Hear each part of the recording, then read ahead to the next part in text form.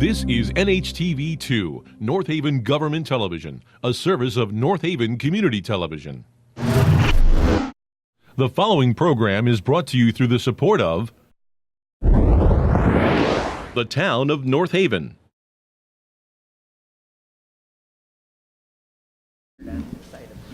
Good evening, everybody. We're going to start because we do have a presentation that takes a little time, so bear with us on it.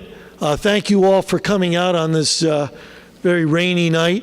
We're going to be talking about tolls and a plan counter to tolls. So we're going to take a look at both and see what that looks like. There's a slide presentation on both subject matters. When it is over, there are microphones, or maybe one microphone over there. Line up, ask a question. We'll be happy to answer any questions that you have. And we thank you for coming. I know that this has been advertised for North Haven and East Haven and North Branford. So I think all three towns, I see familiar faces, are here as well. And Dave Yaccarino is going to announce the panel. And I know the first selectman, Mike Fried, is here somewhere in the audience. Mike, thank you for coming. And Dave? Thank you, Len, and thank you for all coming this evening. I think it's an important hearing to listen to on both sides. I'd like to introduce Representative Joe Zullo from East Haven, far left. Representative Vin Candelara, North Branford, part of Wallingford, part of Durham. The ranking member of Transportation, Representative Laura Devlin Fairfield, does a great job. And Senator Henry Martin, ranking member of Transportation, and Henry and I worked for a while in Veterans, so thank you for being here, all of you. And our third selectman's here, Sally Biumi, but really thank you for being here. It's important for us to present this and for you to make your determination. So listen to our two experts on this and listen, and we'll listen also. Thank you. So the podium is yours, Laura. Yeah.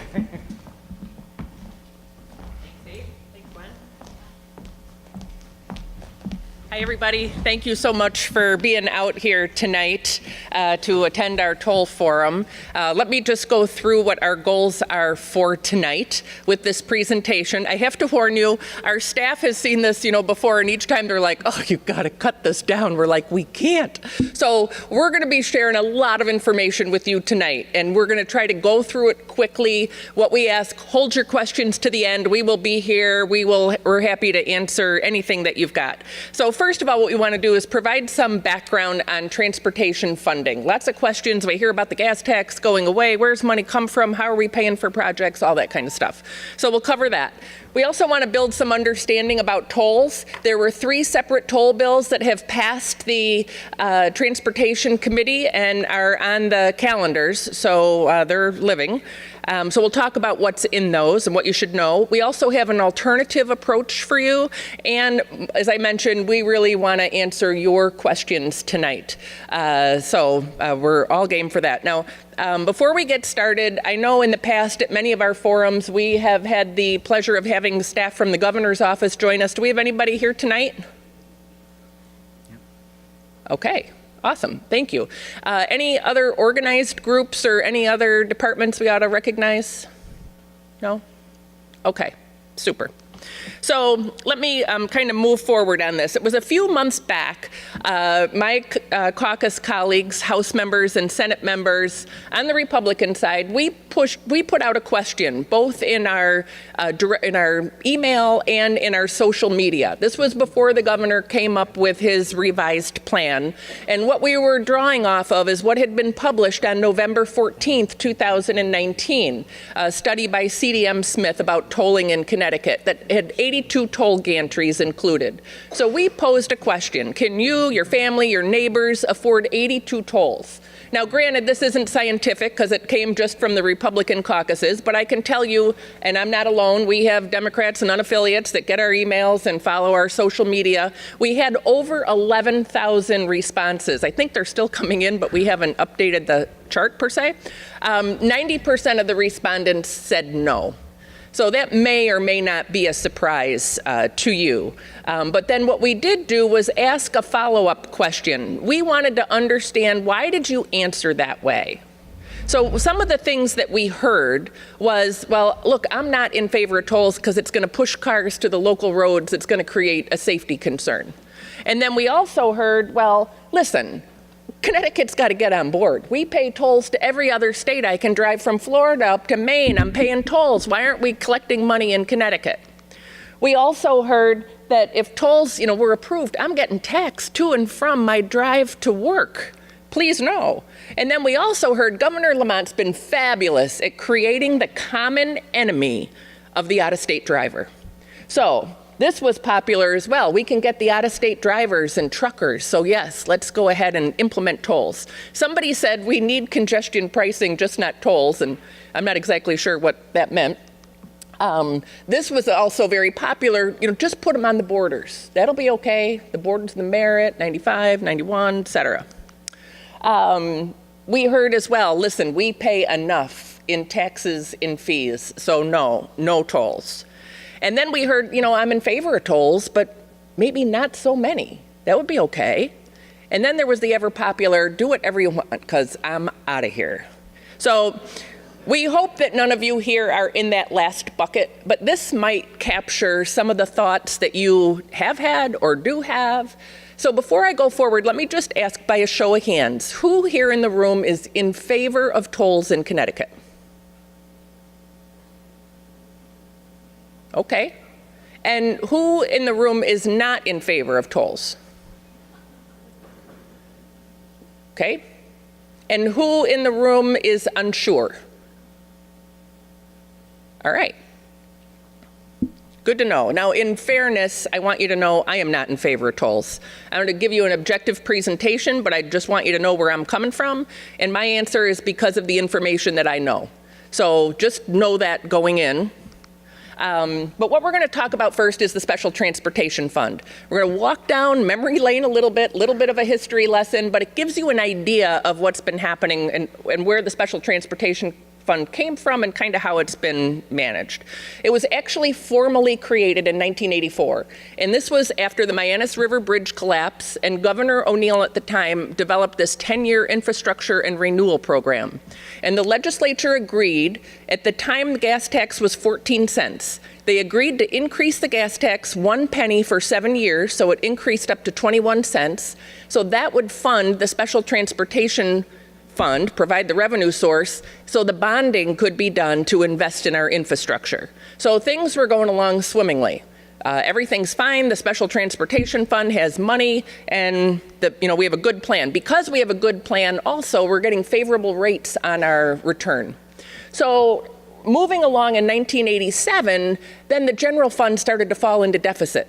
So the decision was, let's move all of the expenses for the Department of Transportation out of the general fund. Let's move them to the Special Transportation Fund. Did that, everything was fine. Special Transportation Fund still has money. We're out of deficit in the general fund. But then in 1989, same thing started happening again. General fund was falling into deficit. So this time they took all of the pension and fringe benefit costs for DOT employees and took it out of the general fund and moved it into the Special Transportation Fund. That was okay at the time. Still things were moving along. But then in 1991, same situation, deficit in the general fund, money in the Special Transportation Fund. So the decision was made to move all expenses, including fringe and benefit costs for all DMV employees, out of the general fund into the Special Transportation Fund. So you're kind of seeing a pattern here. But at this point, alarm bells went off. They said, look, now you have put the Special Transportation Fund in jeopardy by moving all of these expenses over. So if you remember when the gas tax increased to like 39 cents a gallon, that was in response to all of these costs being moved over to the Special Transportation Fund. And then I think it was around 2000, my number might be off, but then it was reduced to the 25 cents a gallon where it is today. But still, these things continued. The the State Highway Patrol was moved over. That has since moved back. What isn't reflected here is DEEP, so the Water Patrol, because that's transportation related, also has been moved over to the Special Transportation Fund. So since this time as well, we've continued to sweep money from the Special Transportation Fund, and despite in 2015, when the Special Transportation Fund was made statutory, you may have seen the discussion that occurred in one of our Transportation Committee meetings where a senator was adamant. She's like, we do not sweep money out of the Special Transportation Fund. We've diverted money, but we don't sweep it. And dead serious. I'm like, you've got to be kidding me. But even after 2015, $172.8 million was diverted. 2016, $37.5 million diverted. 2017, $50 million diverted. Do you remember when sales tax just increased in 2016 because an extra 0.5% was going to go into the Special Transportation Fund? Yeah. So that didn't happen.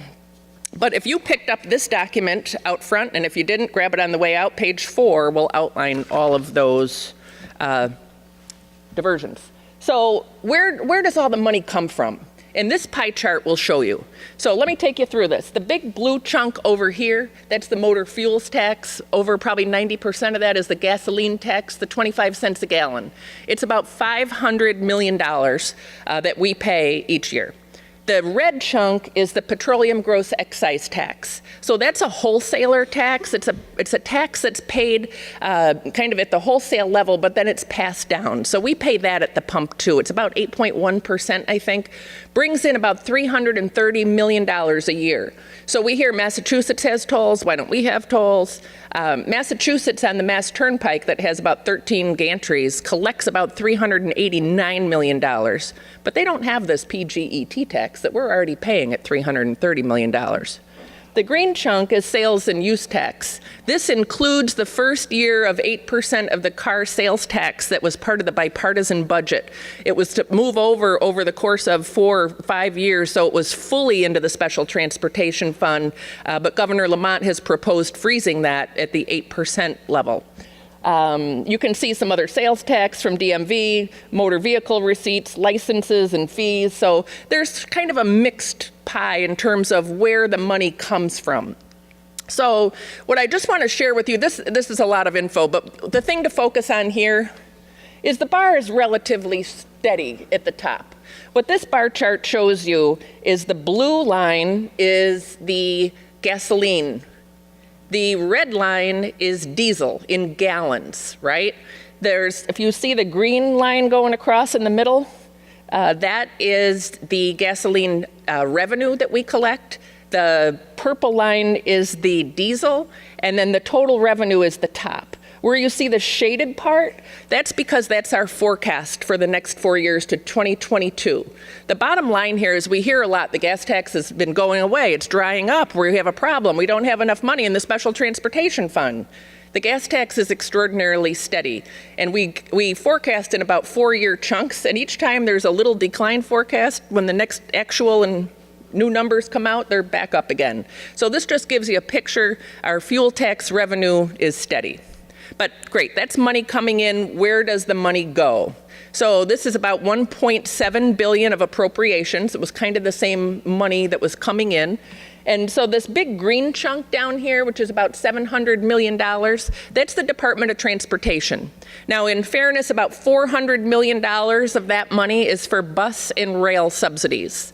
So like the New Haven line or the Hartford line that was just put in, I think it's $57 a rider that we subsidize. And each has a different number, like Metro North's around $4, but that's a big chunk. The pension and fringe, that's the 195, almost $200 million. The two biggest growing areas of expense out of the Special Transportation Fund are the subsidies we're paying for bus and rail and the growing pension and fringe costs for our DOT and DMV employees. The blue chunk up here of 40%, about $650 million, is what we use for debt service. That was the purpose of the Special Transportation Fund, to be able to back bonding to invest in our infrastructure. So what you don't see here are project costs. We don't use the Special Transportation Fund kind of as a checkbook, although about $13 million in here is used as pay-as-you-go. So that is kind of just paid out real time. But we have and do rely on bonding for our transportation infrastructure. So I hope this gives you an idea of kind of the history of the fund, where the money comes from, where the money's going. So let me move forward and ask the question, are tolls the answer for Connecticut? So there's lots of different scenarios that we hear, and let me take you through what some of the options are, what we can or cannot do. One that's very popular is border-only tolling. However, it's unconstitutional because of interstate commerce, so therefore that is not an option for the state of Connecticut. We cannot just put in border tolls. So then we could say, all right, out-of-state cars only. Let's just get those guys. However, for the exact same reasons, we're not able to do that. So then we could look at trucks, and that's what Governor Lamont had campaigned on. I have to tell you, my colleagues and I never thought that was really a reality for a couple of reasons. One is it would only bring in $300 million, and that is not near the amount of money that the state is looking to collect out of tolls. The other is the legal issue that you've probably heard about. So in Rhode Island, where they installed tolls on bridges for trucks only, the truckers took the state of Rhode Island to court. There was just a recent decision that essentially said because tolls are a tax, we can't rule on that. It's got to go back down to a state level court, and then you guys figure it out. So that litigation is still ongoing. So trucks aren't an option for us. So then there's cars and trucks. Now, if Connecticut was to be approved for tolling, the only way that we could do that is cars and trucks and using congestion pricing. So let me explain to you, you're probably wondering what the heck is congestion pricing? So what it's really designed to do is encourage off-peak travel. And while you may not consider them discretionary trips, they want to reduce discretionary trips during those peak times. So that might be going to a doctor, visiting a friend, a family member, going out to eat, going shopping, whatever. Not to do that during those times. Also to divert commuters off of the highway, so take a bus or take a train or ride a bike, do whatever you have to do to get where you're going during that time, but hopefully not put another car on the highway. The bottom line is it implements higher toll rates during the peak hours, and the peak hours are from 6 a.m. to 9 a.m. and 4 p.m. and 7 p.m. And they've got to be high enough to inflict enough pain to get you to not want to drive on the road during that time. So the feds actually do audit the states. No state has ever attempted to undertake what Connecticut is talking about. But let me keep going and we'll talk more about that. So what's the total goal? The goal here in revenue from the 2019 study was $1.086 billion, right? I want you to remember that number. So out of that, let's say that 60% of it is paid for by Connecticut state residents. Now, these numbers have been all over the place. There was a tolling study that was completed in 2015. That study had toll rates at 10 cents a mile, I think up to 100 and some odd gantries across the state, and said that out-of-staters would pay between 25 and 30%. The rest would be paid by Connecticut residents. But that was not popular. So the next study that was done that just came out in November said it'll be 40-60. Toll rates are down, they're about 5 cents, not quite as many. Out-of-staters will pay more. And then when the governor changed his mind from trucks to cars and trucks, in his press conference, he's like, it's going to be 50-50. Don't worry about it, it'll be fine. So we're going with 60-40 because it's in the middle. Let's just go with that. So $645 million to start. Never known a toll to go down, right? Out of the pockets of Connecticut residents. And then if we say, okay, but our state is tiny, we've got such high gas tax, nobody stops here to buy our gas. Okay. So in that case, then we'd be paying $645 million in tolls. We'll be paying the $500 million in gas tax. This doesn't include that red piece of the pie that I shared with you, or the new car sales tax, or anything else that we're already paying. That's $1.145 billion out of the pockets of the residents of the state of Connecticut. So how would this work? All right, so it was last week or the week before. Now the governor's calling this map the measle map. Like, why are you using the measle map? I want to tell you about this map because we've paid nearly $20 million for this map. And while it's not in his plan, it hasn't gone away. So this map was part of the study that was released on November 14th, 2019. All these dots reflect toll gantries. They're 6.6 miles apart. And the reason that the map is created this way, they didn't just like shoot them all up there, but for a couple things. One, by having so many, they felt that it would kind of spread out the impact across the state. So not one region would necessarily be more impacted than the other, although I think more parts of our state might be more congested. And by having so many, it could keep toll prices lower, except we're talking about congestion pricing, which is intended to go high to keep you off the road. In addition, this would try to capture as much out-of-state traffic as possible. And then a piece that I honestly don't quite get. So where I live in, Fairfield and Trumbull, the exits on I-95 are a mile apart, and the same pretty much on the Merritt. So the part of the goal also was to avoid diverting traffic to the local roads. But with tolls every 6.6 miles and exits every 1 mile, all I see are people zigzagging all over. But all right, so that's the story on this map, right? So the 3 toll bills that passed the committee, what they all had in common was when the governor came back and he said, no, we're not going to have 82 gantries, we'll just do 53. I think last week he was saying, no, we won't have more than 50. So the yellow highlights are 91, 84, 95, and the Merritt Parkway. So that's what he is proposing in terms of where the tolls would go. The Senate Democrats' bill also includes these particular routes. The House Democrats' bill also includes these. Now, what all 3 of them also have in common is no input from the legislature at all. Where gantries go, what their rates are, any of that will be out of our hands.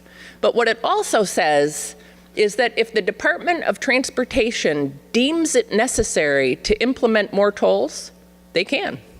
And that takes us right back to this map. So it is not out of the woods by any means. Regrettably, the measle map still lives.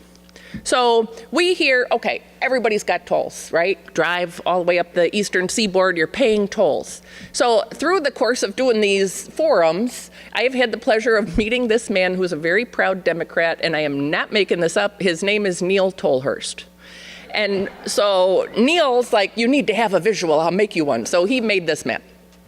And what this shows, it's maybe a little bit hard to see back here. Clearly the white states, Connecticut and Vermont, are the 2 that do not currently have tolls. The other states do, and if you can see the red lines, that is where the toll roads are in those states. So if Connecticut was to move forward under the governor's plan or the Senate Democrats' plan or the hopefully limited House Democrats' plan, this is what Connecticut would look like. Our little itty-bitty state of Connecticut would be the most highly densely tolled state in the entire nation. Under this 53 gantry plan, we would rank 7th in the nation in total miles tolled. And if we went with the 82 gantry, we would have the privilege of jumping up to 4th place. So it's pretty intense. But so how would this all work if we went ahead? So you can either have, and you can see some average pricing here. Keep in mind, really, this is all made up. And I say that it's made up because in the study, it says all these numbers are for discussion purposes only. And in addition, the same company who has done these studies, when they have implemented tolls, everything's about 30% higher. Costs, everything. So keep these numbers, they're just for frame of reference and for our discussion here. So you can do one of 2 things. You can have an Easy Pass vehicle or not. So who here has an Easy Pass? All right? So you keep a minimum balance on it. They have, access to be able to withdraw. It's certainly fairly easy. Now, if you had just a New York Easy Pass, Massachusetts, whatever, you would be an out-of-state issued Easy Pass, and that would be at like a higher rate. Okay? Now, if you have a Connecticut Easy Pass, just like we have an out-of-state one, they're not restricted to Connecticut residents, but they give you a 30% discount is what is proposed. So if you also were a regular commuter, you could get an extra 20% discount. So that's where the governor's like, you get 50% off. We'll give as many discounts as you can. One of the challenges with that, though, is that in the congestion pricing and with this interstate commerce, you can't show that you are giving so much of an advantage or disadvantage for out-of-state drivers that creates a problem also. But Easy Pass is great, right? Because it's super easy. But one thing I'll tell you is I don't keep my thing permanently affixed just because, you know, you're going through. And I don't want to get, you know, zinged with a letter, which, do I have that here? Or did I leave that over there? Oh, so hang on. Hang on. I have a prop to show you. Because this just came in mail. The Easy Pass violation. Luckily it was my daughter, it wasn't me. And I made her pay it because what it says is that because this is your first violation, the administrative fee will be waived if you pay in 15 days. So the toll was $15 and the fee was $50. So that just came over the weekend. But so, all right, so you got that thing because you don't want to get a letter in the mail and have to deal with that. But then, you know, you don't really know what you're paying. And then occasionally you get that email that says, hey, you know, we've just replenished your Easy Pass. So I don't go back in to look at my email or the account. I don't even know if I know how to get into the account anymore. But to see, like, what have I actually spent to know why are they replenishing. And even if I did, I don't have a frame of reference to say that toll was right or wrong.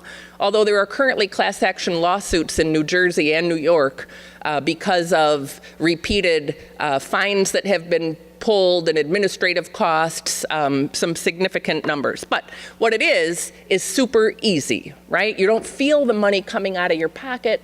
It's just taken care of as you go through the gantry. So convenience, no doubt about it. Your other option would be to not have an Easy Pass, and you can either just, you know, not have your plate registered. The cameras are able to, you know, track, you know, what the license plates are and all that kind of information. And ideally, the data is also shared across states. So there's reciprocity.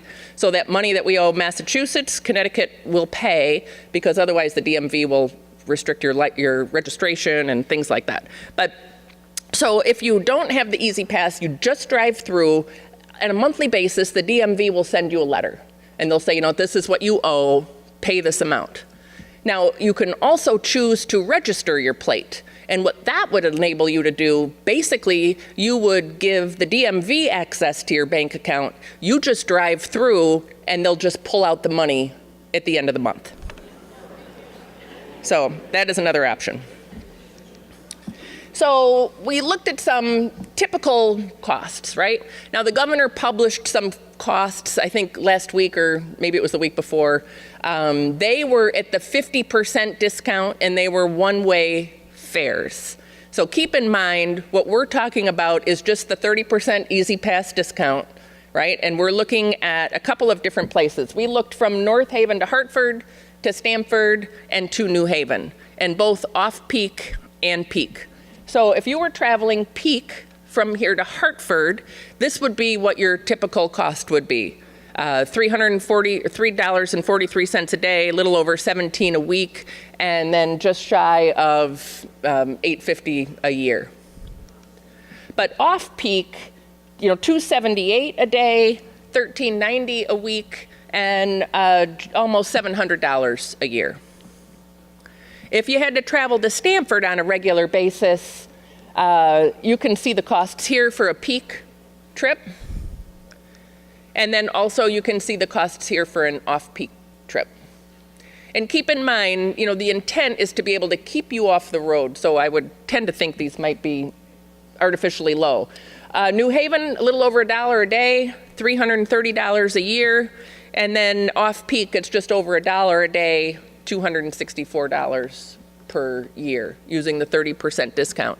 What this doesn't reflect, though, also is the impact of the cost of goods and the cost of services in Connecticut. So, we actually had it, we were in Wallingford not long ago and had a Thurston Foods visit with us, who talked about that they're the largest deliverer of school lunches in the state. And they would incur costs of $200,000 to $300,000 and couldn't eat that cost. That would get passed down.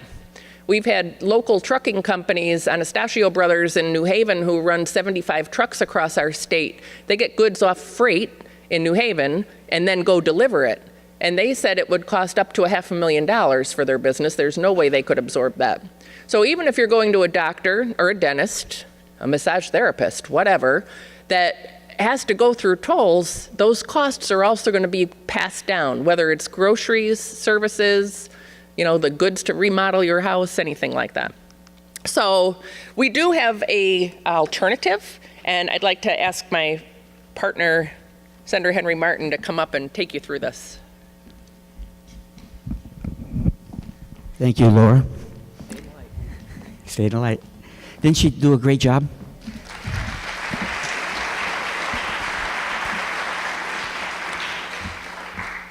There's a lot of information that we need to make sure that we delivered it in a very simple way, because it's very complex all the way around.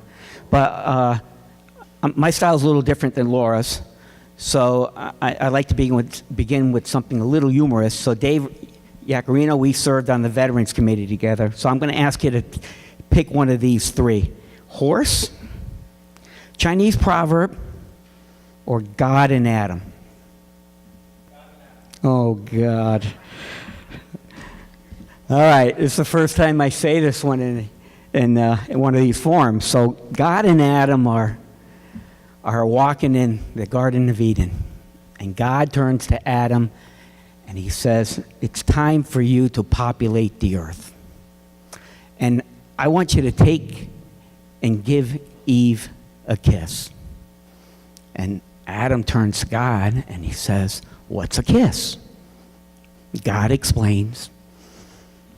Adam takes Eve behind a bush, and after a little while comes back out and big smile on his face, and he says, God, that was great. What's next? So God turns to Adam and he says, I want you to caress Eve. And Adam says, what's a caress? God explains, and Adam takes Eve behind a bush. A little while later, he comes out in a bigger smile than before, and he says, that was even better. What's next? And God says, well, Adam, this is where the deed really gets done. I want you to make love to Eve. Well, Adam says, what's make love? And God explains. Adam takes Eve behind the bush, and seconds later he comes out and he turns to God and he says, God, what's a headache? Okay. On to, do we have an alternative? We believe we do. And we call it prioritizing progress. And by the way, we have one of the co-authors here tonight of prioritizing progress, and that is Len Fasano. So we owe a lot to Len for this plan. So I was elected in 2015, and 16 were sworn in with Representative Devlin. And, we had heard rumblings, and the STF, Special Transportation Fund, was in dire straits. And it's been in dire straits, in and out of, it's got money, doesn't have money, et cetera. So the Republican caucus decided that it was time that we put a plan together. And they had this in mind when they put it together. It was to stabilize the Special Transportation Fund, as well as to making sure that we did not put a tax burden on the people of Connecticut. So there are issues with the Special Transportation Fund. And back then, it was James Redeker, who was the commissioner of the DOT, and he says this, when Laura and I joined, it was the first month that we were on this committee together. For 120 years, we at the DOT have planned improvements based on money that we think will be available from revenue streams, and therefore we are always struggling to have barely functioning transportation systems. Simply what he was saying is he only had enough money to patch our infrastructure. He didn't have the adequate money to enhance our system, to bring it up to date without some type of regular funding source. So what are the funding needs? The DOT back in 2015 said this to us, that they needed $62 billion over a 30-year period. At the same time, Governor Malloy, this is like within a month of one another, Governor Malloy says that he needed $100 billion over a 30-year period. And he didn't have a funding in place at all, no type of plan. So, we do have funding currently for transportation, and it looks something like this. If you drive by or on the roads, you see construction work taking place, right? You also see bridges being repaired. So we do have some money to do some of the work, but not quite enough. We use special tax obligation bonds to do that, to repairing our infrastructure for the DOT, regardless if it's rails or bridges or highways, right? Or roads. We borrow $750 million a year to do that. In addition, we also receive federal funding to the tune of $732 million a year. When you add them up together, it's $45 billion over a 30-year period.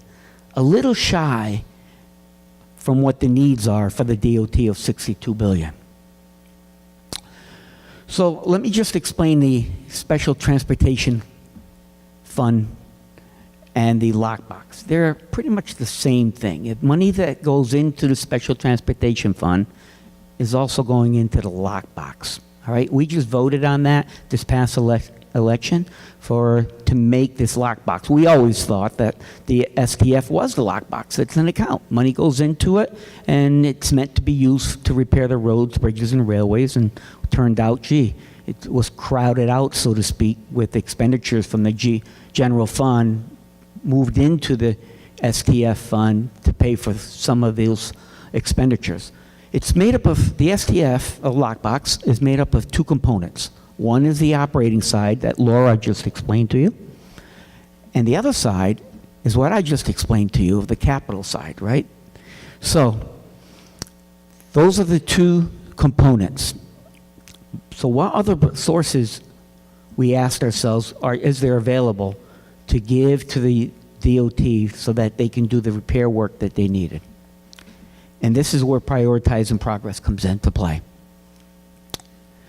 It utilizes the GO bond side. So similar to the two components of the SDF, or the lockbox, the government has two means of bonding. One is the STO bonds for use for the transportation department. Then there's the other side of government that has assets that we need to take care of. Government buildings, as an example, the school projects. This school most likely was supplemented by some GO bonds. We're going to use this idea, this form of bonding here. We're going to respect the cap that in the bipartisan budget, there are sound structural changes that were made in that budget.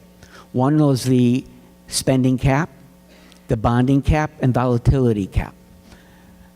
We decided $2 billion is an adequate amount of bonding for those government assets that I just mentioned to you. And we're going to adhere to and respect the GO bonding cap. We're going to take and prioritize the core investments that we need to take care of, and we're going to give the difference to the DOT. And here's what it sort of looks like. Let me just give you a little history here. When the previous administration came into its administration, in 2011, we were bonding about $1.4 billion a year. Through over a 5-year period, it escalated up to $2.7 billion a year. We had the two largest tax increases from 2011 to 2016, the two largest. When we hit the peak, 2.7 billion, right, in 2016, and then when you see that bipartisan budget, that's where the 2.0 bonding comes into play. That deficit that we were dealing with at that time was $3.6 billion, and it escalated up to $5 billion. And then we reached the bipartisan budget and fixed that $5 billion. So with that as a foundation here, so we're going to use the GO bond allocation. Here's the $2 billion. And now we're going to prioritize our projects, the assets that we have. We wanted to make sure that the school construction projects are taken care of, along with school security. And just to give you an idea, we gave it a haircut. So it was at the level of allocations was like $575 million a year. We gave it a haircut to 500. And the truth is, the average has been 450. 2 weeks ago, we just authorized $200 million. And that was it. That's it for the year. You know, so we gave it a haircut. It was reasonable, 575 down to 500. But we did the same with all of these other items here. We're going to take care of UConn and UConn Health University as well. Clean water, housing projects, crumbling foundations, small economic development assistance program, LoCEP for the larger cities, and all these other things. It totals to $1.3 billion, leaving $700 million for the DOT. When we stack this up, this is what it looks like. The SDO, $750 million. Federal funding, $732. Another $700 from the GO bonds, leaving $2.2 billion for our roads, bridges, and our railways. It's $65 billion over a 30-year period, and it exceeds slightly the needs of the DOT of $62 billion. Why does this work? Well, it provides the funding for the DOT, and we're using current state resources. Basically, we're living within our means. We use bonding responsibly for long-term transportation capital improvements. We utilize $250 million currently. So in the bipartisan budget, we use part of the prioritizing project plan. We wanted $700 million. Negotiations and negotiations. We ended up at $250. We stay within the bonding cap. No tolls. And we make sure that it guarantees a steady, predictable flow of money for the transportation infrastructure. And it provides $65 billion over a 30-year period. And that is prioritizing progress. I'm going to ask Laura to come back up, and she'll take you for the final thoughts.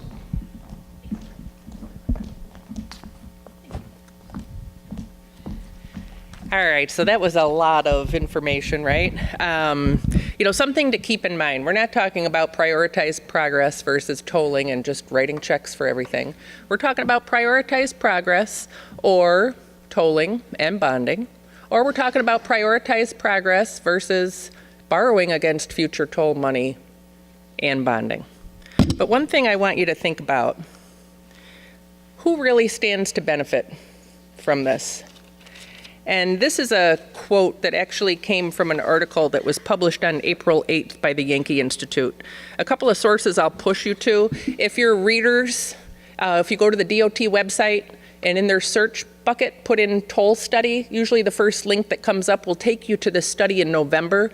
It is the foundation that everything has been built on, not just what we're sharing you, but also what these three bills have been kind of pulled from. The other piece, I don't know if we have this article out front. If not, you can Google Mark Fitch and the Yankee Institute. And what it talks about are primarily three different companies. So CDM Smith, who has done a lot of work for the state of Connecticut and does a lot of work for the state of Connecticut. And they are in the business of tolling. I think their last revenue was about $5 million in toll revenue. It also talks certainly about Easy Pass, and then another company, HNTB, who does architectural and construction management. Though these companies have also kind of banded together, at least the HNTB, and have brought 3 consulting companies together into one that have a mission of trying to sell tolling to legislators and citizens through lobbying efforts. So this article from the Hartford Courant just on March 15th, we do have out front. And what they talk about is that opponents, and that would be us, have already framed this in simple terms. It's another huge tax increase. Because frankly, it's another huge tax increase. And they talk about reframing the debate around jobs and economic development. So you might be hearing a lot more about that, and using the best polling messages that have, tested through polling to really drive home an aggressive message, and to horse trade with legislators and all of that. So Democrat legislators, and I don't mean to be partisan about this issue, but I can tell you that House and Senate Republicans are united in not being in favor of tolls. Not every Democrat legislator is in favor, but they are under huge pressure, not just from these big money lobbying firms who are going after them, but also from the governor and from their leadership to push this through. So you may wonder, all right, well, what can I do? What can you do? First is certainly contact your reps and your senators. Contact leadership. We have these cards out front that have contact information on them. We heard that leadership was getting so many calls they started to transfer them to the Republicans. But there's a lot of energy around this also. So there's a grassroots organization called No Toll CT. I saw a couple representatives here. They have almost 100,000 signatures on a petition, which really shows a lot of, grassroots engagement. You've probably seen rallies around the state. In addition, during the public hearing on the 3 bills that did pass, we received in the Transportation Committee over 7,000 pieces of testimony, and it crashed the system. During the week of the vote, we had 650 calls to the committee. 8 of them were in favor of tolls. So there is a huge momentum of people, and what I would say to you, if you are not in favor, let me just ask, who here is in favor of tolls? All right, fine. Anybody undecided? Okay, not quite as many before. We can certainly, talk further.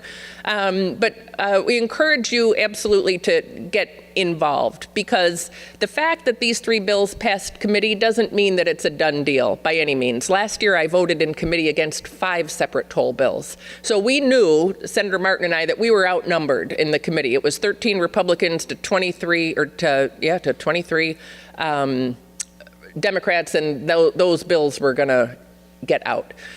But that doesn't mean they're going to go further. And this is our time, this is your time to stand up and let your voice be heard.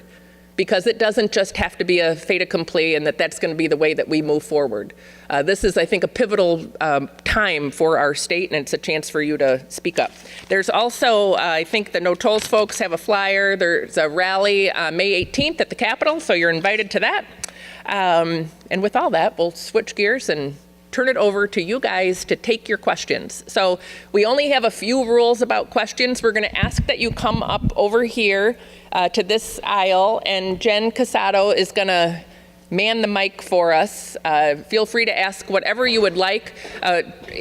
Please limit to questions. In our past forums, there is a lot of feeling and frustration about a lot of things about our state, but we are going to stay focused on tolls tonight. And we do ask that you do ask a question, and if you have more than one, just go back to the end of the line to give other people a chance. So don't be shy, come on up.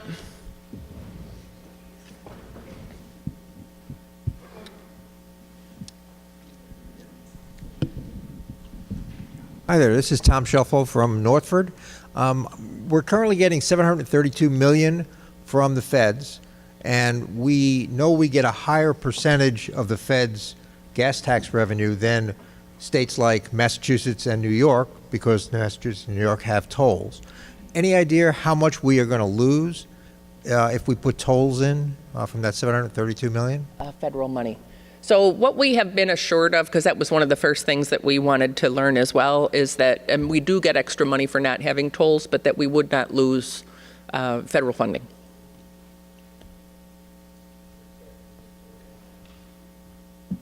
One of the things I noticed in this presentation was that there was absolutely no government agencies that were willing to cut, or no, this state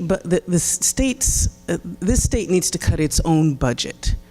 We, the ordinary people, have to live on a budget ourselves. Why is there nothing in this toll conversation about cutting the state's budget so that you live within your means?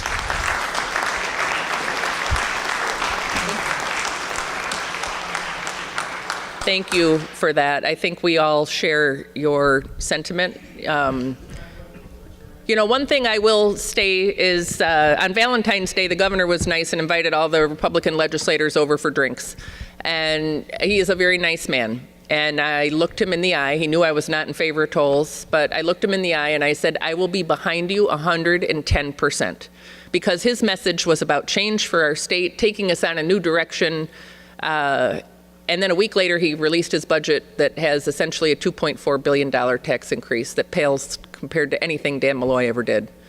So I share your point of view. Yeah, and I think one of the points, you know, we are just focusing on the Special Transportation Fund, and one of the points to prioritize progress is to actually do just that, prioritize within our transportation budget rather than just looking at more revenue to pile on. And so that is one of our focuses in the way we constructed that program. Yeah, I have a question about something in your FAQs about getting out-of-state drivers to pay tolls. It says here that in order to get out-of-state drivers to pay tolls, you have to institute something called reciprocity to the other states. Can you explain that? And can you tell me whether or not trucks and out-of-state drivers, if this bill passes, will pay tolls? So trucks do contribute now through the, was it IFRT, but they track mileage, and the state gets between $20 to $30 million annually based on truck miles in our state. So from a toll perspective, what reciprocity means is you've probably heard about the $24 million that drivers owe the state of Massachusetts, and $5 million of that is from Connecticut drivers. So with tolling in Connecticut, there is this whole I can't say the word. Anyway, they all talk to each other. So therefore, you know, the Massachusetts DOT will rely on the Connecticut DMV or DOT to share that information, as would we. So with the cameras snapping each license plate as they go through, and they have the data to know kind of who those belong to, they would track those down. What we've been told is the $5 million that Connecticut residents owe, they would be required to pay that to Massachusetts. I don't know if fees would be waived and all those other things, because it's kind of a one-time deal. And if those weren't paid, the DMV would withhold renewing your registration. And I don't know if there'd be other consequences, but they would make sure that those payments are made. I don't know if anyone has anything else you want to add. I want to add a couple other things. To get the out-of-state drivers at 40%, which is the number they're kicking around, they have to take 60 cents out of your pocket to get them for 40. You want to give me 60, I'll give you 40 back any day of the week. You just let me know. Number two is the fact that what most people don't know is out-of-state drivers already contribute to our roads, and this is how. The federal government has a tax on the pump for gasoline. And so across, if you were to take what we give to the federal government on our federal gas tax, we get back about 72, 73 cents for every dollar we send to Washington, our federal gas tax. Massachusetts only gets 40 cents. New York, New Jersey gets somewhere in the 30s, between 30 and 35 cents, because they have tolls and we don't. And therefore, we were locked in at a higher rate. So people who fill up in Nebraska, frankly, are contributing to the federal money that we're getting for the state of Connecticut. So we are getting some money from out-of-state drivers. But I just think that trying to get us to pay 60 so we could go collect 40, just leave us alone. Does that all net out? Sorry? Does that all net out in the projections? If a certain part of what you're going to collect for tolls is going to net out because they're already paying tolls for the gas tax, net, what's the advantage? Well, I don't know. And the other thing is no one really knows whether or not our gas tax will be affected by the federal government. I can't say yes, I can't say no, because I've researched it as far as I could go. It did start roughly about the time that we decided. So if just by, so you know, this wasn't been said. So for those of you who've been here, 1983, 1984, the bad accident in Stratford, the legislature and the government made a deal, no border tolls, no tolls at all. That's why Connecticut doesn't have tolls. If we put border tolls, we have to pay back every dollar we receive from the federal government since 1984. So just by way of background, so you know why we can't have border tolls. Oh, sorry. You had mentioned now is the time for people to get involved and stop this insanity. And what I'm wondering is, I've watched the nightly news on the local stations. I've even called in and asked them when the governor was running right after when he said, you know, we're only going to toll trucks. Well, why is there a plan to have it on the merit? There are no trucks on the merit. But nobody in the media asks any questions. And I don't even know if they're here. I see cameras, but I don't know if they're from the media. And I don't see this effort, which has been great, on the media, and I wonder what you're going to do to make sure, because there's so many people that are uninformed, they have no clue what's going on. And I know a little bit about it, but they asked me, and they had no idea that all this stuff is going on, and they don't realize they're going to get totally screwed. And I'm one of the people that's written in and said that by the time that first gantry goes up, I'm out of here. So I just want people to understand that this has to stop, because we're done. We're tapped out. Thank you. So just to respond to that, you know, we're a part-time legislature, and we all, you know, represent various districts. Henry Martin, who represents the Bristol region, and Laura, as she pointed out, Fairfield and Trumbull, have literally spent the last month and a half traveling through the entire state of Connecticut, putting these forums on to educate people, because, you know, we all feel very strongly about it, but they've done a phenomenal job. I think the press sort of incrementally picks up on it, but the great thing is it is being taped. So our public access channels will run them, but they've really done a phenomenal job getting the word out. In that respect, I agree with you. I'm just saying the media isn't doing their job informing people. Yeah. Let me just add this. You know, back in January when we arrived and we attended our first transportation meeting, and you know, tolls is always a topic of conversation almost at every single committee meeting. Laura and I knew that we were not going to win this argument at the Capitol. It is a bipartisan issue up at the Capitol, but when we go out to the public, it is, did I say partisan? Sorry, but it is partisan issue at the Capitol. It's nonpartisan here out in the public. But we had this in mind. We cannot win the votes up there. We know that. If they want tolls, they're going to get the tolls. We knew we had to come to you. We needed you to create a grassroots effort so that your voices could be heard and put pressure on the governor, put pressure on the legislators up there so that they would not vote for tolls. It is the only way. So this is why we are here tonight, to ask you to make those phone calls, send those emails, contact the Democratic legislature, all of them if you have to let them know we will remember you next election if you do not vote the way that we want you to vote.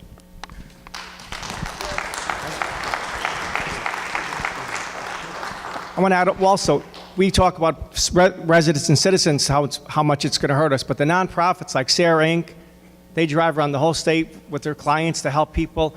BH Care, Goodwill, they'll be devastated. They're nonprofits, their budgets are being cut as we speak, but also they can't afford, and they're not exempt from the tolls. So the pain will be felt everywhere, but it's even more so with the nonprofits, and we have to be cognizant of that.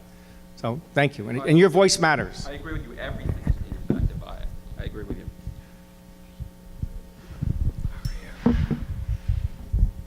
That's a terrific presentation. I've just one quick question. Governor Lamont has come out and said he's against taking on incremental debt. And the tolls are going to cost $200 million to put up, but I believe we're not going to see any revenue for at least 4 years, maybe 5. Could you maybe outline how he plans to make up that gap over the 5-year period? So just a couple of things, and I'll turn it over to my colleagues too. The estimated costs actually range as high as $600 million, just to put them in place. The annual costs are estimated at 10% of the gross revenue, $100 million a year.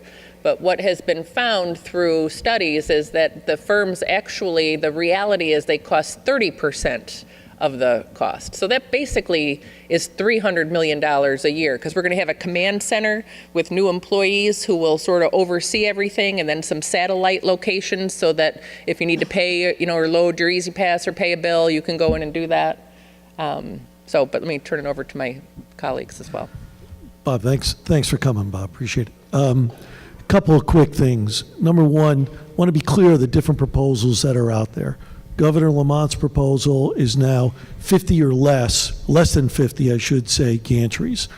There are other Democratic proposals which leadership has put out that some don't even give a number, and others say the 84, which is really Governor Malloy's original plan. There seems to be some coalescing, if you would, among folks towards the governor's 50 or less tolls, and that would bring down the construction costs. The difference, one of the big differences between prioritized progress, our plan, and the toll is starting in 2019, July 1st, we would have $2.4 billion that we could start in the infrastructure immediately. That means roads being repaired. And I think that's what you are alluding to. Where under the toll structure, the tolls cannot really get effective for at least 5 years, maybe even 7 years. So while we're putting this money into our infrastructure during this time, there'll be no real money going into infrastructure, which means it's going to go down. And oh, by the way, the DOT folks themselves wrote a letter or a report saying that this toll is going to stop new construction from going in the ground until it's up and running for 7 years. And when we did our first bipartisan budget, we put in $250 million more by using a portion of prioritized progress into our budget. I know I'm getting a little in the weeds, but the point is that DOT, Governor Lamont took that out. DOT says, if you take that out, you are setting us back years, because there's going to be more delays in repairs, more delays in new infrastructure. You are setting us back. Just on that alone, prioritized progress makes a difference. And you and I talked about that, and you see that clearly, that's the big difference. Thank you. So you've reminded me of another point. I don't know if I made it in the presentation. So I asked you to remember $1 billion.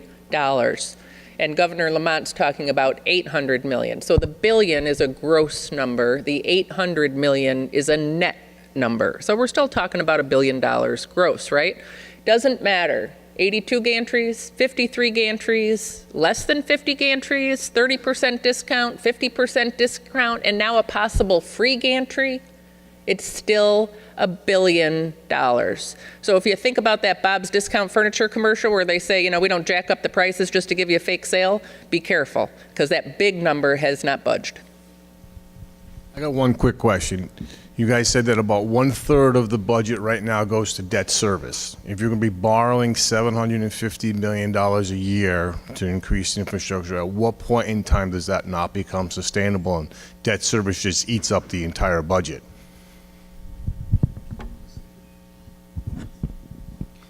What our proposal does, it does not increase debt service. We utilize our current bonding caps.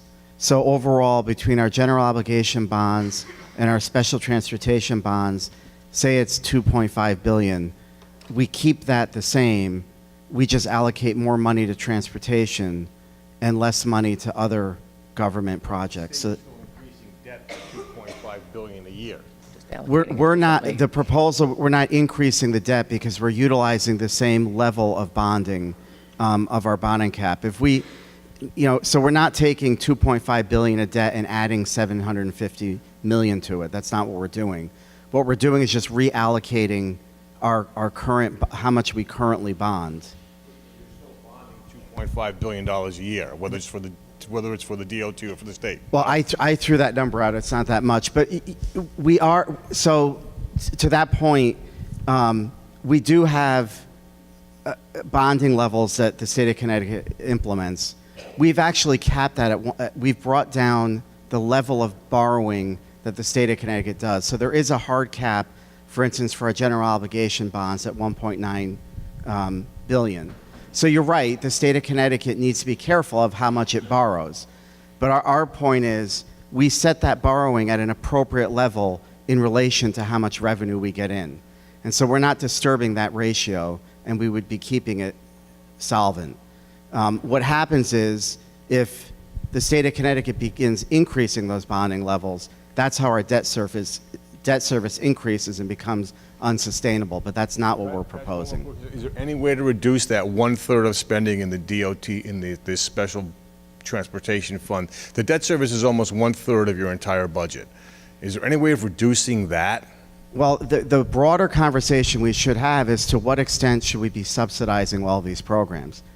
Shoreline East, which is part of my district, I do represent Guilford. The residents down there love it, but we are subsidizing it, well, almost 90%. So we need to take a look at how much we are subsidizing our rails, our busways, and do a cost-benefit analysis, and we might be able to find savings there as well. That conversation hasn't even begun.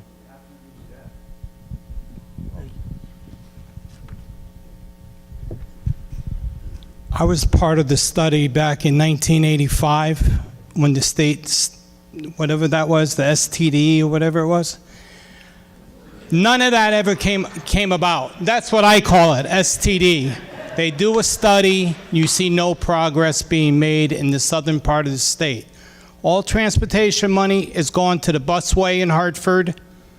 Every train station in Connecticut is either no parking, try and drop off or pick up at the New Haven train station on a Friday afternoon at 4 o'clock. It's broken. Transportation in this state is broken. I'm one of those people who raised my hand. I have no idea if I want tolls or against tolls. I don't have a problem paying tolls, okay? The problem is, we need the transportation system fixed now. We can't worry about 30 years from now. Yep. The problem is today, and there is no plans. Everyone asks, what are they doing here? No one has any answers. Take a look at Bradley Airport. It's a disaster up there. Has anyone been up there recently and see what it's like? And the question is, what are they doing? And you see no one working there daily on the roadways up there. You don't see it. So we're arguing a lot about how to pay. We all agree we need to invest in our infrastructure, and we kind of argue about the path to get there. But I share your point of view, because there really is no plan. Now, we have a new DOT commissioner who's been on board for about 3 months, has a varied background, ex-head of Metro North, he's a road guy, he's a rail guy. But what's missing is, usually identify, like, what's the plan? What's the problems that we're trying to solve? And then come up with a plan for that based on certain solutions. But we don't have an integrated, approach for our roads, our rails, our waterways, our ports, our airports, any of this. And that's what's really missing. So we have a lot of good state of good repair and certain key projects, but that vision for what does this 21st century transportation system in Connecticut look like? It doesn't exist. And I think this guy could pull it together. Laura, and one of the things that I wanted to add is that, I'll start out by saying I'm the rookie up here. I've only been elected for 7 weeks. And so I'm catching up like so many of you. But just last week, I was in the finance committee meeting, and I was asking simple questions about simple financial figures that nobody had the answer to. And tonight, you heard Laura say that all of the figures you saw in that PowerPoint, they're all for conversational purposes. They're for discussion purposes. They're hypotheticals.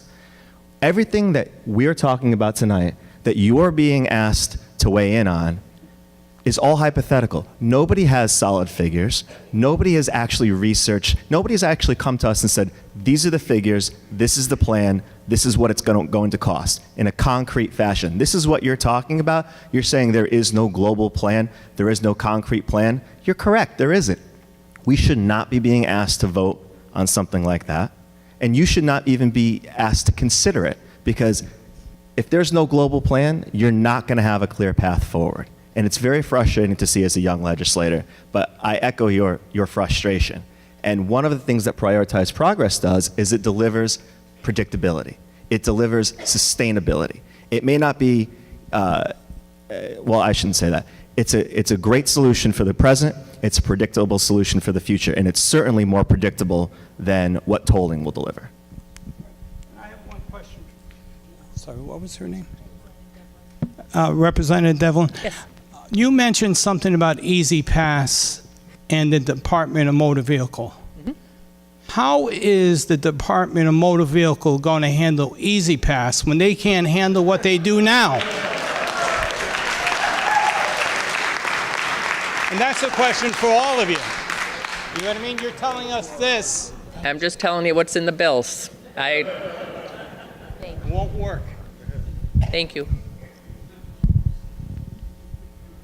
Good evening, everyone. My name is Anthony Cuomo. Lived in this town for 30 years, lived in this state my entire life, which is double that. I marched in 1991 on the Capitol with the state income tax. We're paying the state income tax. I was told that was going to be the last tax we were going to have because it would take care of all of our problems, and of course that didn't happen, and we're paying. And so I'm just trying to make a point that state income tax happened when hundreds of thousands of people marched on the Capitol. The tolls are going to happen. We got to say that right now because of the people that are in place. Just a couple of comments and a question. I appreciate the presentation tonight. Thank you for taking the time. You need to add, what one gentleman said earlier, what's it going to cost to collect this money? Get that number right, because that number is huge. Way huge to build all these gantries, 50, 80, 40, whatever they are, and the people to run it. I'm in the computer business. Very complicated, complex computers are going to be needed for infrastructure for this. This is a giant infrastructure project to put in and to be maintained over a period of years. So you're not going to collect the money you think you're going to collect.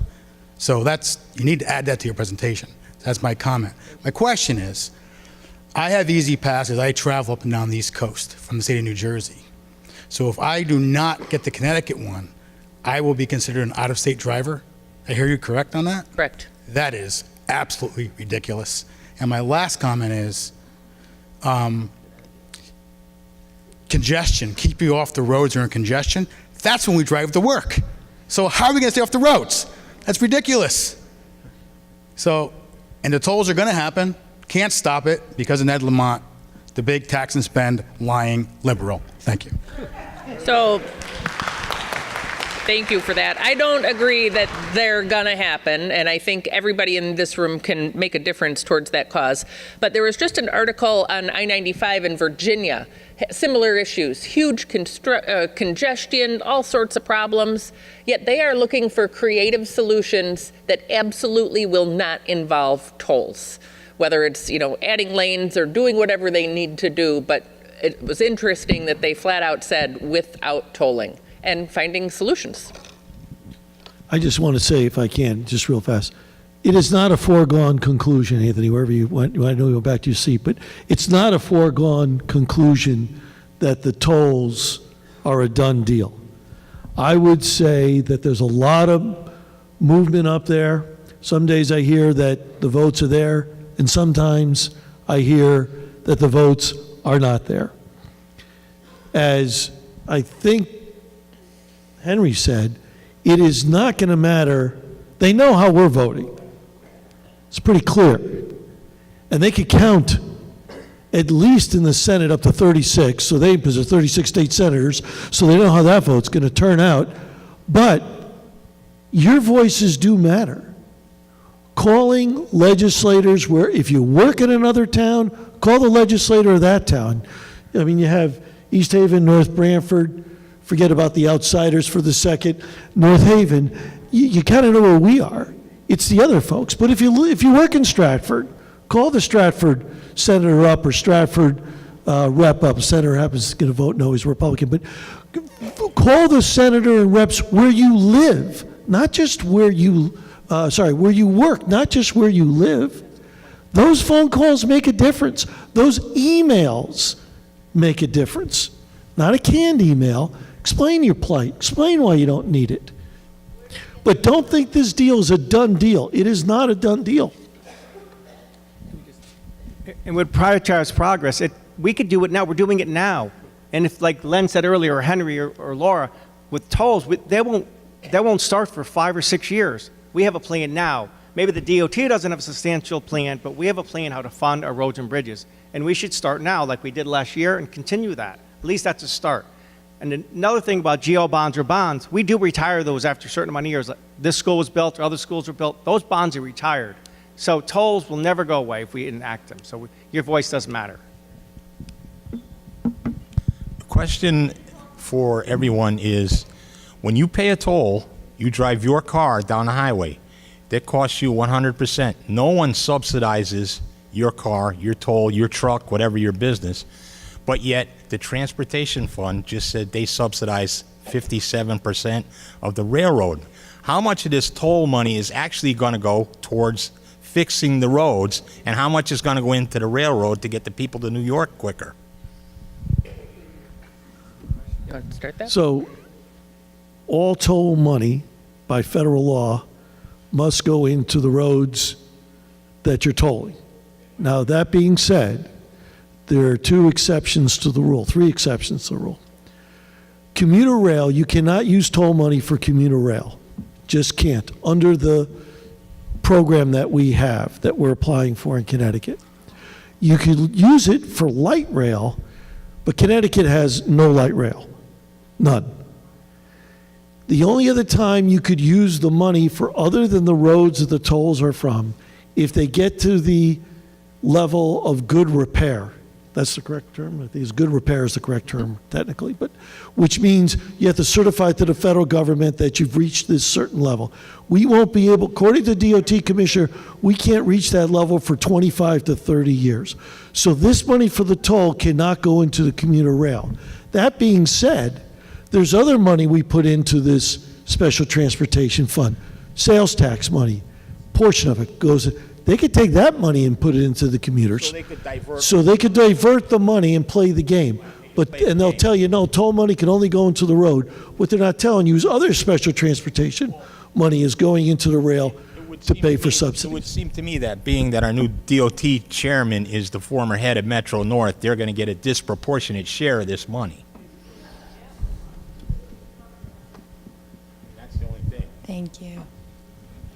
Thank you. Hello.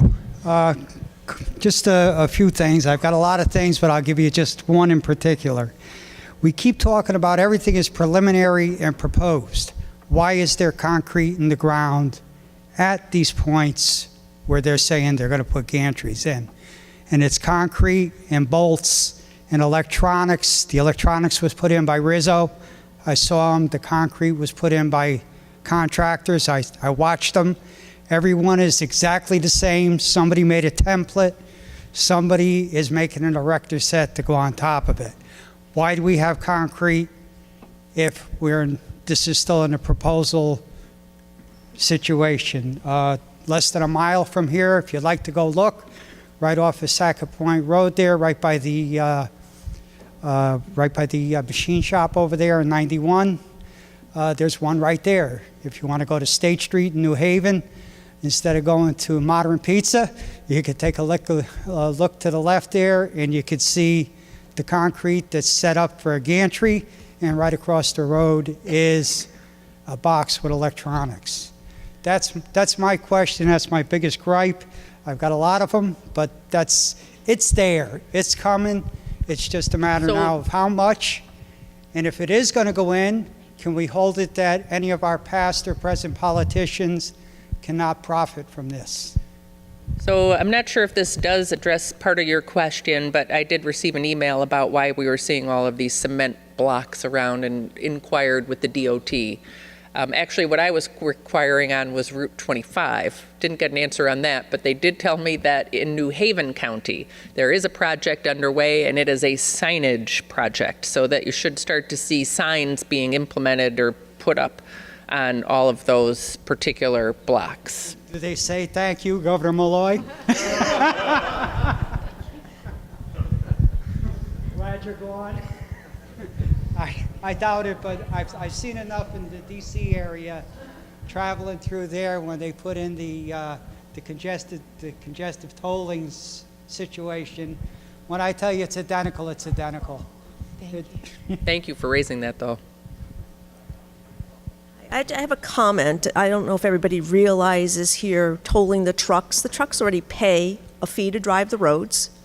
For every single time you put another tax, aka toll or whatever, we are all going to be paying it because none of these companies are going to eat their profit. They still have to pay their employees. Do you think for 1 minute that you're making this a welcome state for business? Absolutely not. They'll all be moving out along with all the residents. So it'll be a ghost town. And my other question is, you're proposing now to get another Easy Pass. How much is the state of Connecticut going to charge you to get an Easy Pass? So that's a good question, and one that's still unanswered, whether or not you need to pay to get an Easy Pass, or you get the Easy Pass at no charge. Regardless, you need to maintain a balance on that Easy Pass. And if you happen to go, you need to lock up, if you have a different one, put it in its foil pack, or you'll get zinged for both of them when you go through. So right now, none of us know whether in order to get Connecticut Easy Pass to get a discount, we may have to pay for the pass. That is a potential, absolutely, although we hope that is a problem that none of us have to even face, because that all of you stand up and let your voices be heard, and this doesn't become a reality. Thank you. Thank you. Can I just add one more thing to that? Governor Lamont's bill says this: give us the authority to put up tolls. And he was asked this at the press conference.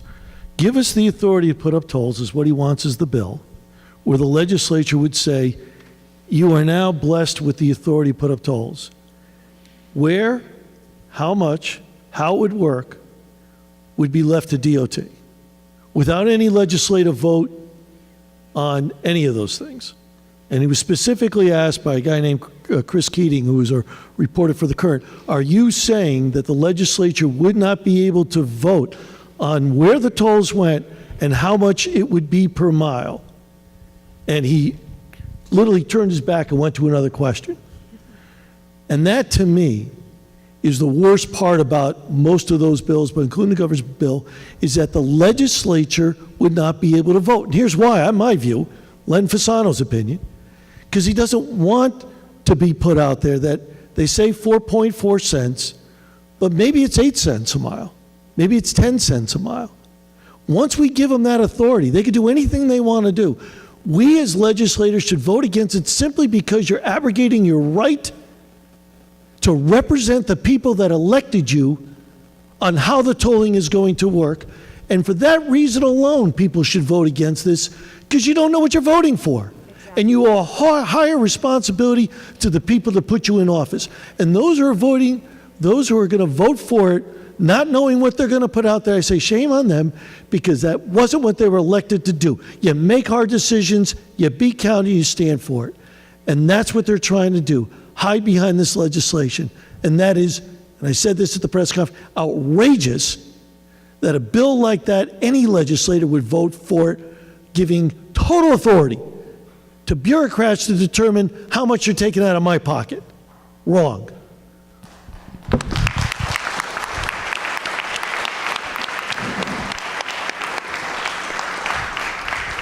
Hi, Bob Tuttle from North Haven, Connecticut.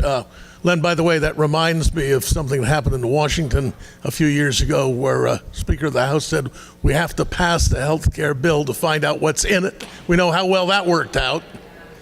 Okay, my question was, you guys have done a great job of bringing paper and talk and so forth to the school here tonight to bring people on board.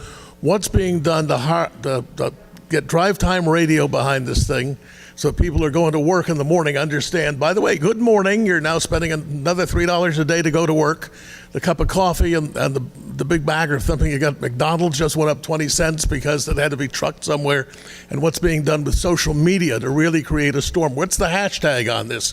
Where's all the Twitter feeds going? You need to organize at that level. TV is probably too expensive, but that would be even better.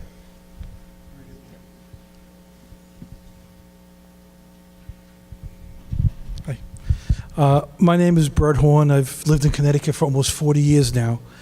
I found your presentation on prioritizing progress, quite interesting, and it seems like a good alternative to avoid any future taxes and avoid having tolls in Connecticut. But what is it that the people who support tolls find objectionable about that particular piece of legislation or proposal that you have? They must find something wrong with it that they don't like about it. So could you be honest with me and tell me, what don't they like about it? We all holding back here because. Hi, Brett. How you doing? The thing I hear from the people that do want it, and there are not many people that do want tolls, they feel that we need the money for infrastructure. But like you saw our plan this evening, and this is a real plan with meat to it, that it will move our state forward. And that's what we try to say as legislators to our constituents and people not in our district. What they don't like about it, I don't know. I don't know if they understand it, and that's why we do these forums. It's important for us.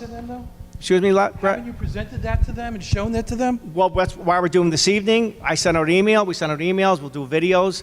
And we do this throughout the state, like Henry and Laura have gone out throughout the whole state. But it's vitally important for people to be educated. You have a choice. Stay with the same bonding frame to $1.9 billion, or tax and pay about $1,000 per person per year. I think it's an easy choice. We could put the money right into the projects now instead of tolling. What I'm really wondering about is, if this is such a good proposal, and it seems to work so well, I would think any legislature, even the governor, wouldn't want, if they want to get reelected, they wouldn't want to have tolls. They wouldn't want to have more taxes to our residents. So, I'd also say it's clear that many of them have not read it. It's clear the way they answer questions, they have not read it. But here's a good example. We'll get sound bites of things to discount prioritize progress. School construction is a great example. They're going to cut school construction. They're going to stop all that. No. As Senator Martin explained, the budget had always been $575 million. Prioritize progress trimmed it to $500 million. Why $500 million? Because on average, every single year we bond about $350 million. One year it was almost $450. This past week we voted on a bonding package out of the Finance Committee that was under $200 million a year. So it is a very strategic approach, but there's little sound bites that you'll hear, and we are diffusing those as they come up. But I'm sure these guys also. I'll pass the mic, but my honest answer is I believe it's a money grab because this plan does work, and tolls are really open-ended. That's a good hashtag. I'm going to pass the mic to Vin. What Prioritize Progress does is it makes us live within our means. So we're taking the same amount of revenue the state of Connecticut's receiving and reprioritizing it. What the Democrats want to do is use a crisis to get more money, tax money, into the coffers so they can spend it. So they created this narrative that initially people sort of bought into it because a lot of people thought border tolls. And the public got wind of what was really going on here, and it caught them all off guard, and now it's blown up in their face. The other part of this, too, is, in my opinion, they have been so arrogant that they haven't even read what our proposal is. If you sit down with a Democrat, ask them, what is prioritized progress?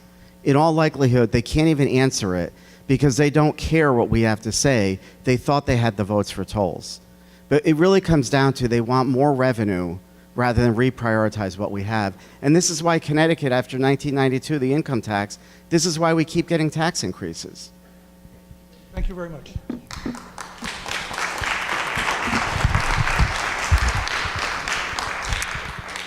Hi. My question is anything being done to reduce the labor costs that are being paid by the special transportation fund. I mean, obviously we have a big problem in the state with unfunded pension liabilities, and it would just seem to me, the last thing that we need is to be adding more state employees to that mix. And then my second question is sort of goes along with the question that was asked about social media and what's being done there to oppose tolls, but also, there was mentioned that Hartford Courant, our article about how the proponents of tolls are, have these consultants who are trying to lobby the public, and it's great that you're doing forums like this, but I'm probably the youngest person in this room, and you're not reaching the sort of demographic that I think you really need to be reaching, and so why aren't you having billboards on all the routes where there will be tolls and saying, as people drive, this will be your, toll at this stop? Why isn't it? So I think those are excellent points, particularly with the social media and the Twitter account. I'm acting like I know what I'm talking about. Twitter account and hashtag things. I think we do have to step that up, and we actually. You can follow all of us. I think I was texting the person from the press office to say that's a good suggestion and we need to follow up on it. With respect to the labor costs eats up a lot in our capital. Social services are going down in our state because labor costs go up. And look, state employees do a great job, not against them because I'm told I'm against state employees. I'm not against state employees. God bless them for some of the work that they do. But it's very, very expensive. And part of this push is to create a whole set of state workers to run the tolls, which is another factor that's going to eat off of this thing. Our discretionary funding, which is what we use for municipal, for social services in particular, mental health, disabled adults, is getting squeezed out as these fixed costs go up. And we've been arguing that. We just had 5 contracts that just approved $12 million more of fixed costs to our budget. We just can't afford this anymore. And we got to look at things differently. And as Vin said, prioritize progress is a way of taking bonding deliberately and distinctively, put it towards construction. Starting July 1st, 2019, we're off and running. No more state employees, no more waiting, get it done and move us forward. And that's the narrative we have to do a better job in getting out. And Laura and Henry have done a great job 4 nights a week for the past 2 months going out to every single town and doing these types of things. It's amazing what they've done, but we still have to do more. With the lack of specifics, this is just another form of taxation without representation. We're forgetting too, there are many other committees where many other taxes have come out, whether it's jamming pension fund costs down to the towns, increased sales taxes, paying for family medical leave. The list goes on and on and on.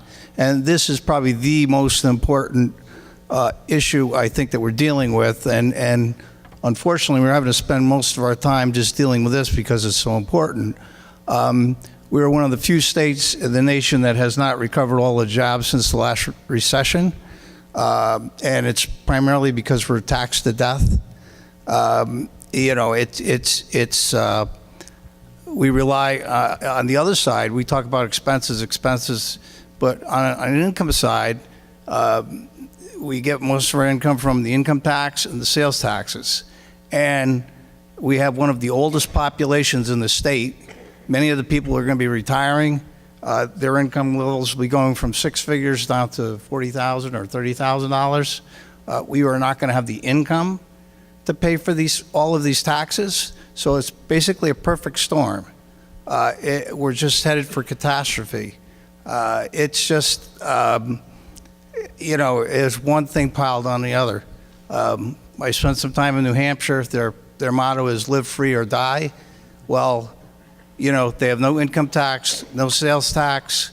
It's a beautiful state. The roads and bridges are in great shape. And it's just not right. And as Len said, to ask people to, these guys to vote on, or even Democrats to vote on something where there's no specifics, and it's the same with each and every one of these committees.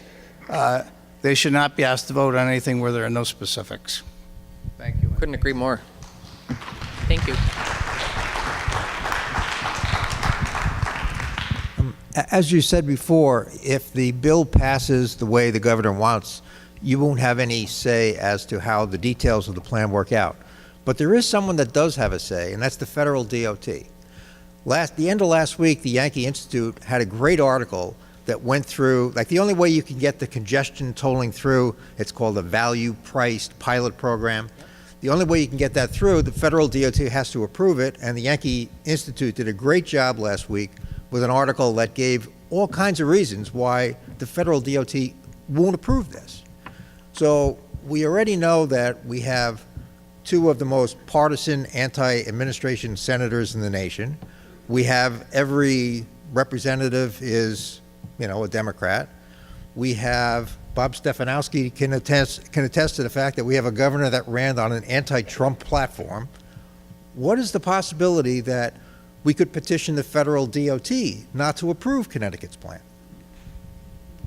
Maybe we ought to deliver the petitions there. So you're right. I mean, they have to go through, it's called NEPA, which is like a social environmental analysis. It's not environmental like air and water. It is how does the tolls affect neighborhoods and cities. I think you're going to see a lot more anti-toll stance by the parishioner, or I should say the preachers and ministers in New Haven and in Hartford and in Bridgeport. They don't want tolls because they believe you're going to toll in the area that has a lot of traffic, which is around the cities, and their segment is going to be taxed more than other people. I think you're going to see them push back a lot more in the next couple of weeks, and that may have a big effect. But NEPA is the only place that you'll be able to weigh in. And I frankly, I don't remember if there's public comment. That's what's going to take 2 to 4 years to get through is NEPA. Before they could do one toll, they have to get approved by the federal government under a pretty strict standard. And one of the standards, by the way, is fair and equitable. So the measle map that you saw is the only map the federal government has seen. And repeat that. The measle map that you saw, which was Governor Malloy's map that they tacitly said we're okay with this, is the only plan the federal government has seen, because the standard in NEPA is it has to be fair and equitable. Fair and equitable means everybody's contributing to the infrastructure. Well, as bad as Governor Malloy's plan was with 84 gantries, it's fair and equitable. Everybody's contributing. This is only 4 roads that Governor Lamont is doing at 50 gantries. The question is that fair and equitable? I don't know the answer, but what I do know is the federal government hasn't seen paperwork on that. Maybe they had phone conversations, but there's no paperwork. And I would argue there's a huge difference calling a town and saying, I'm thinking about building a house, and they say, yeah, okay. And then they see the plans and say, well, that doesn't fit on the house, on the property. It's too big. It's this, that, and the other thing. Huge difference calling up and saying, we're going to do a scaled down version. And they say, okay, without seeing what the scaled down version is and what the numbers are. But as far as I know, because I asked DOT to send me everything, they have never sent this new plan. So to your point, there may be an avenue for which folks could write to the federal government, or we can write to the federal government and say this is not fair and equitable. Right. So on behalf of Henry and I and our hosts here tonight, we all want to thank you for taking your evening and spending it with us. Anybody have concluding comments? I just want to thank you all for being here, and thank Henry and Laura. You did a wonderful job. And all our staff, Annie Gallagher and Chris Diorio, Chris Fletcher, and so many other folks here, thank them. But really, it's your voice that matters. And so just keep screaming out to us, and we'll do our job, and we'll fight for you. And thank you.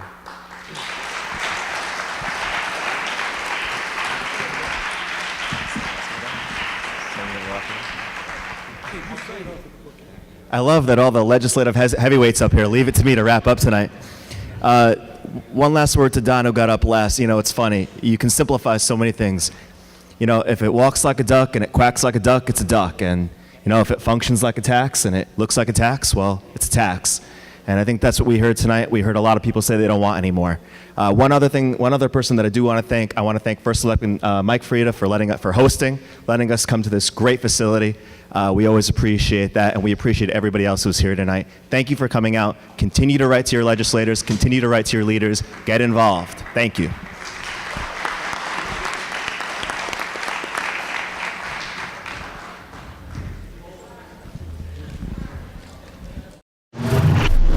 The preceding program is brought to you in part through a grant from the town of North Haven.